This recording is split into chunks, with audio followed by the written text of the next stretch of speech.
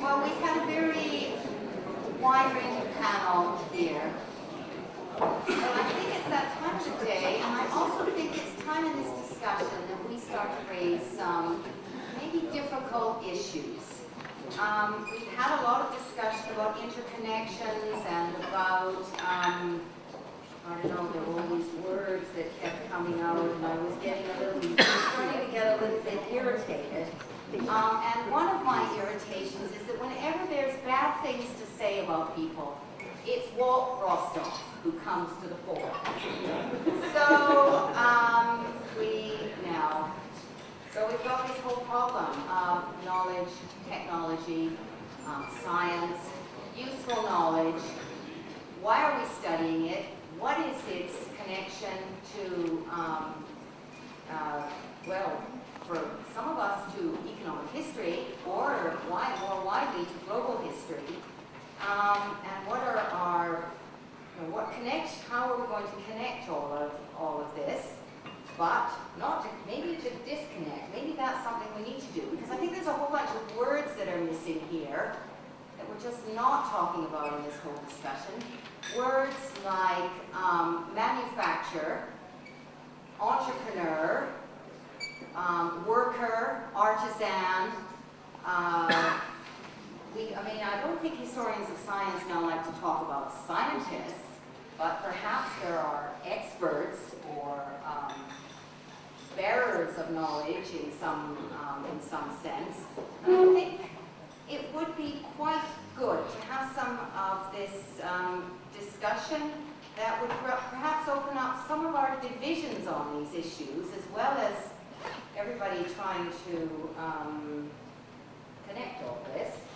And one of those things that I think that Joel Mokyr is asserting quite vigorously is that useful knowledge is a source of wealth, and that is really what, certainly what economic historians are interested in, and I think he would assume that most should be interested in the progress of wealth.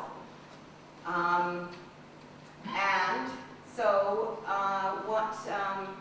what we need to do is what he has tried to do is to extend that discussion of knowledge beyond the old divide between knowledge, between science and technology, to bring those together, but also to include the kinds of expertise and knowledge that people were bringing from all sorts of aspects and areas that key inventors or key manufacturers or whatever knew that they could draw on, and that they had a wide remit, a wide field, a wide geography to draw on this, and that they could explore and discover this. I will just say myself, I'm a very local historian. I know about Birmingham, and I work in the records of Bolton and Watt and Wedgwood. And what you discover in those records is a huge correspondence which goes right across Europe, beyond Europe, into the Americas, and beyond that. But these are manufacturers who saw themselves first and foremost as manufacturers, but men of curiosity and invention, and they sought the knowledge to create what they wanted to do. And what I found absolutely striking was that this was no local knowledge. It was no British exceptionalism. It wasn't even a European exceptionalism, but it was just this incredible it is a network, certainly a network, that these guys knew where to get the kinds of expertise they needed, the kind of skill they needed, at just to do what they want to do. And they would buy that in when they needed it. And these were workers, they were contract labor, they were experts who might come in for a time or whatever, but they could do that. So I would just throw that into the pot and let you deal with it.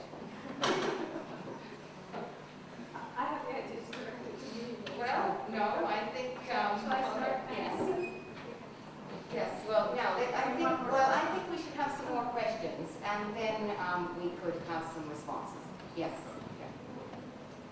I think you hit on one of the issues in the way we use the word knowledge, in that economists use it very differently than historians.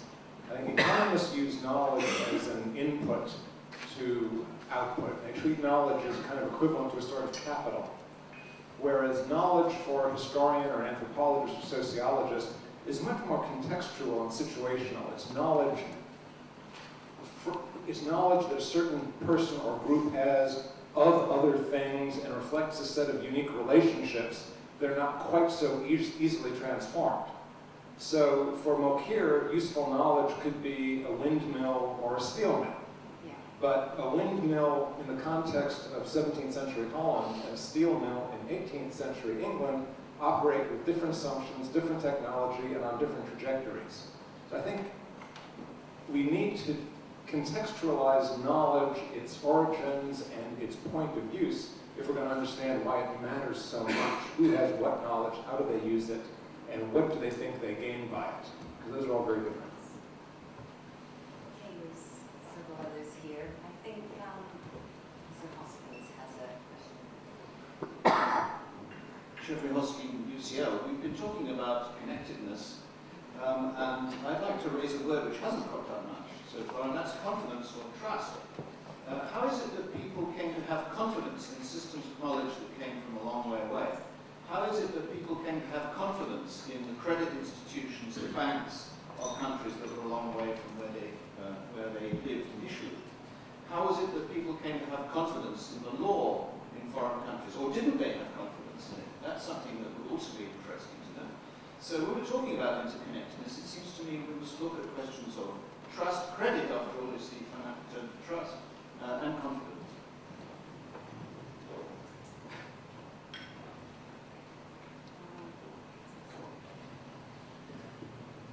David Allmark Kent.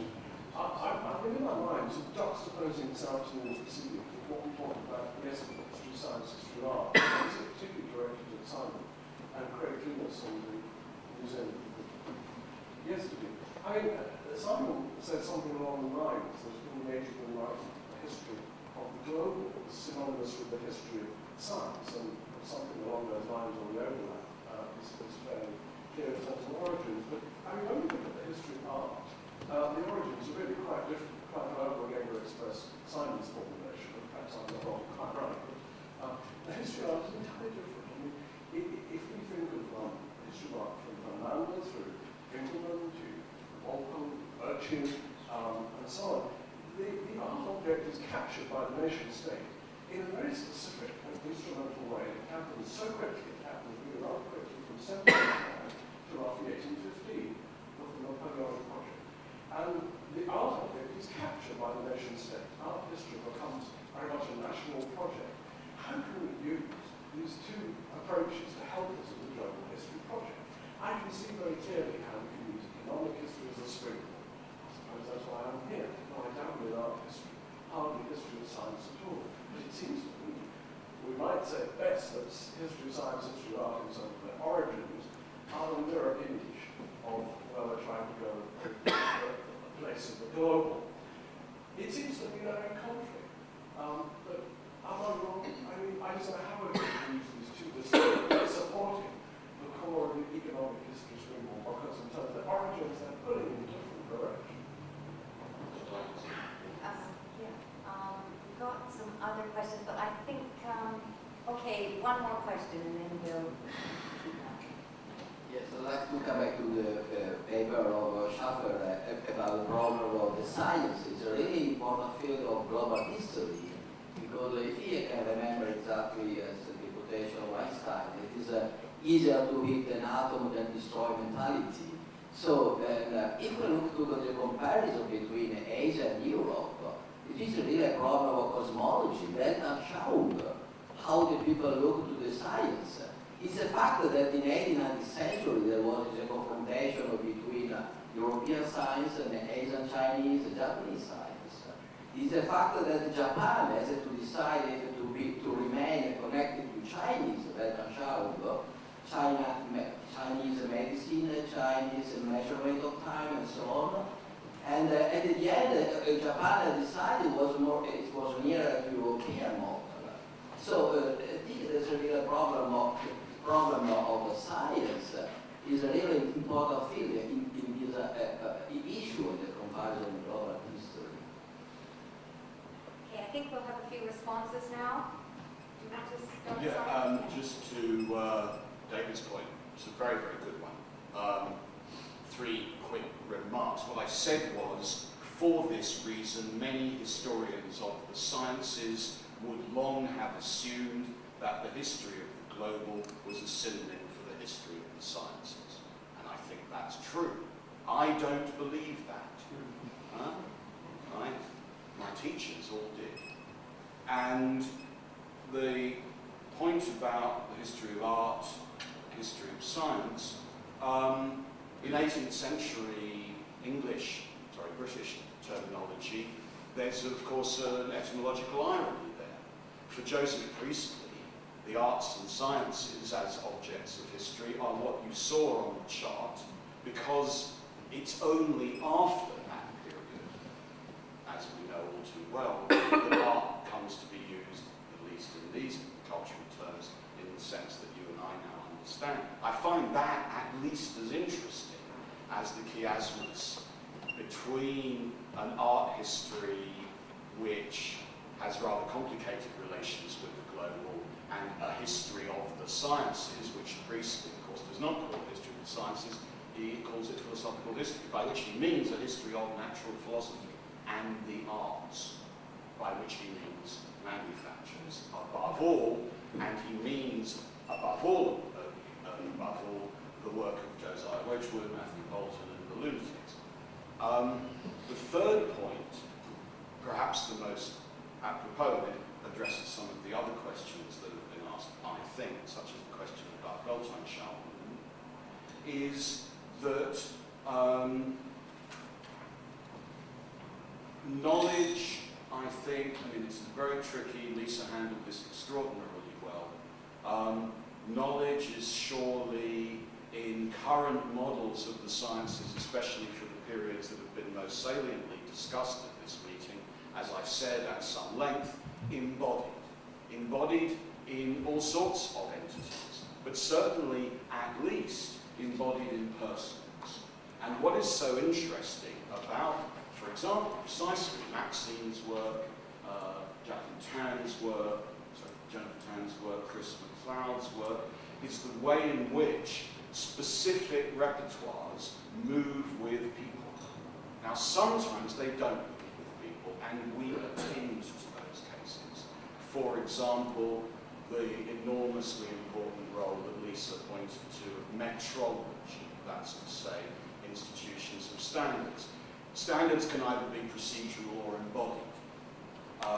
The direction of the European sciences has typically been almost monotonically away from embodiment towards procedure, which is an extremely interesting feature of the history of the globe. So that now the only, almost the only embodied standard is the standard of length, and even that has now been reduced to a standard of time.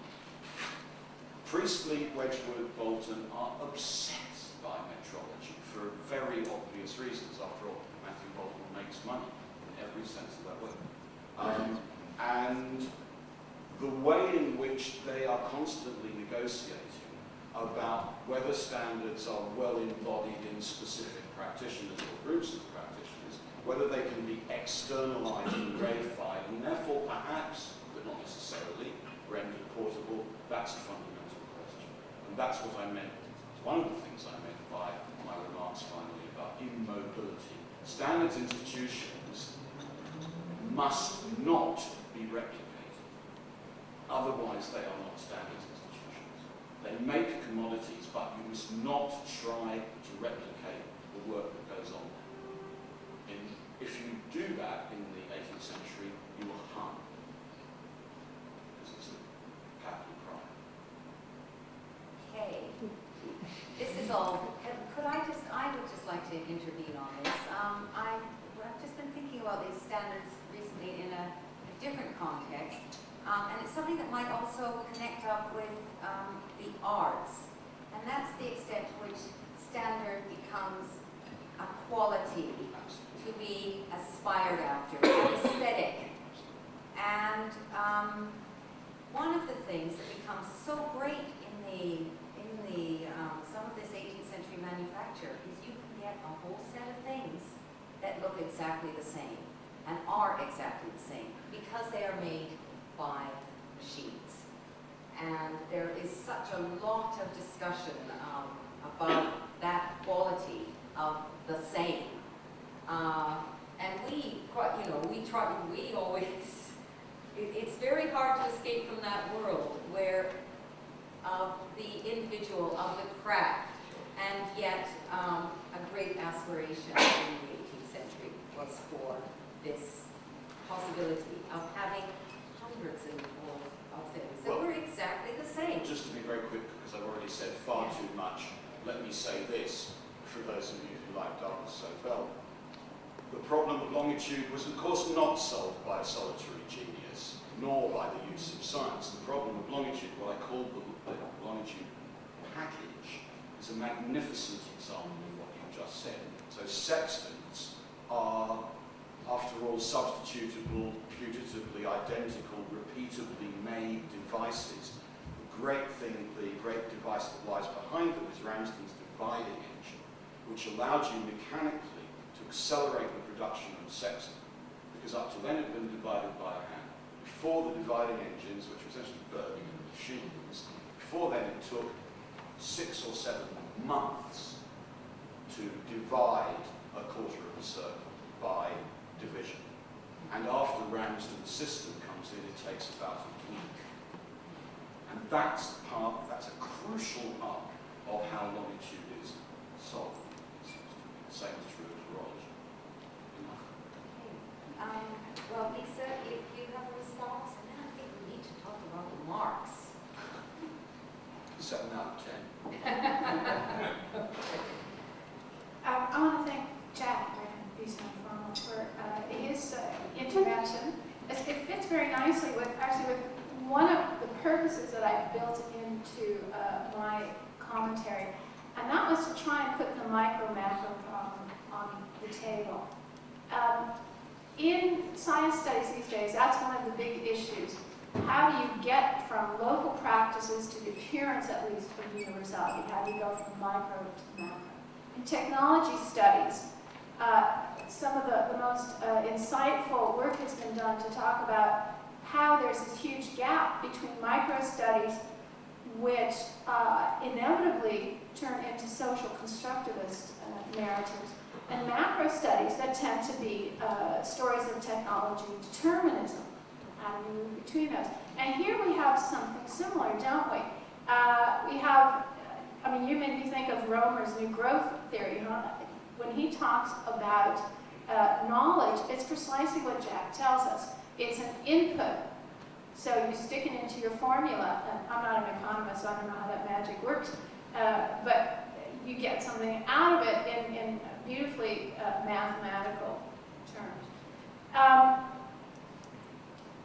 If you read anything by the people sitting up here, you get instead very detailed, highly nuanced, highly local to begin with stories about how what we call knowledge comes to be produced, and indeed, as Simon said, always remains embodied. How do we move between those? Now, I characterized Joel Mokyr, and I did it for a reason, so he should forgive me. Poor man in his recovery bed, and I'm treating him into my straw man. But what I wanted to do was also get us to think about how. What you need to do before you start talking about going between the micro and the macro is to make sure you get the micro story right. The cliche, the devil's in the details.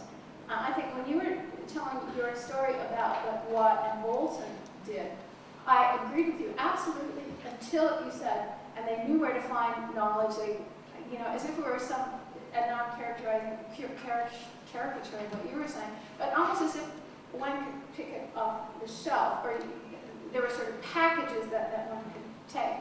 Whereas, I mean, I've myself done a lot of work in that same area and written about contemporary inventors and patent holders of steam engines that none of you have ever heard of for very good reasons.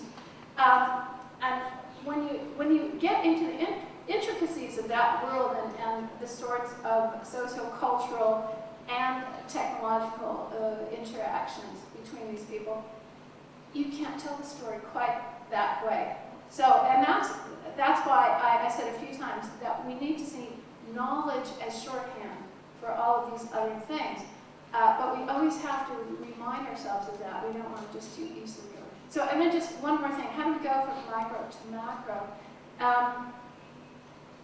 Between small and large is always medium. So let's think more maybe about meso analyses. How can we bring things like mediation or I don't know, institutions, bureaucracies of governance, all of these sorts of things. How might we be able to do that, both in telling, well, in histories of science, in the histories of technologies, we're doing that by looking at what Simon and Kapil especially like to call go-betweens. I'm not going to plug our book about that. In the history of technology, there's some of the most fascinating work in technology studies generally is being done on various modes of mediation. I think that it might be a very nice project for all of us who are interested in this thing that we now call global history to think about what fills that category of mediation. Good. Do you have anything to do with any responses, Dave? We've just got to go to tea soon, so. I think I said almost everything I wanted to say, and that very clearly, I think. But probably just one short remark on what Lisa said about this material agency, and I think that is something about good traveling center. Many people said that already. I think it's extremely difficult for me I see that things are happening, goods are traveling around and something happens. And what in some way global history has started something that it now has to deal with, that we really have to understand what happens then, what do people do with that, and for example, I had really a problem with resistant objects or resistance objects and their interpretation, and what happens with things when they go from one person to the next one. And I think here's a real problem of the mobility, the immobility of knowledge, how things stimulate something or do not stimulate something, and also how we want to look at what happens there. And I think you mentioned the marks, for example. I think this is just one example to show that you can look at practices and you can have a predefined idea of what kind of practices you want to find, and then you decide about how knowledge is appropriated. Or if you go and say like, okay, I find something like the marks and now I realize this does not meet what I expected, but what does this say to me? And I think that's somehow an important issue, that global history, or writing the history of the global, and these people who have started to talk about divergence, efflorescence, and this was very, very useful. They've opened a lot of people's minds to think about that, and now this must go back. Yeah, this must be done. Okay, last word for Kapil, but very brief. Yeah, okay, well, I'll start with what Jeffrey Hawkins asked about this question of confidence, trust, credit, and in a way also try and reply to what to Lisa's remark about why contact zones and not nodes of governance. The question, in fact, is that precisely in places like Calcutta, etc., one of the reasons why I put up that gravure from Van Schilden was that it is actually a bazaar, which doesn't mean that it doesn't have the structure. There is not a free-for-all. There is something going on over there, but you have to look for trust. It has to be constructed. And it's through negotiations, through litigation, that these things are actually constructed. And this is one of the reasons why the better term for me is a contact zone rather than a node of governance which already takes for granted that you have settled these questions. Calcutta can become a node of governance, but it isn't to start off with. It's something which is much more open-ended. And so that's what I wanted to say with respect to this thing. And so in a way, what you are doing over here is looking at cosmopolitanism on the ground in a way, in the sense that you have to at least, it's not free-for-all to the extent that you have trust, that you can build trust. And that, negotiations are possible, and that you can bind people down to something. Now the kind of trust or confidence that you build is a different matter. Thank you very much.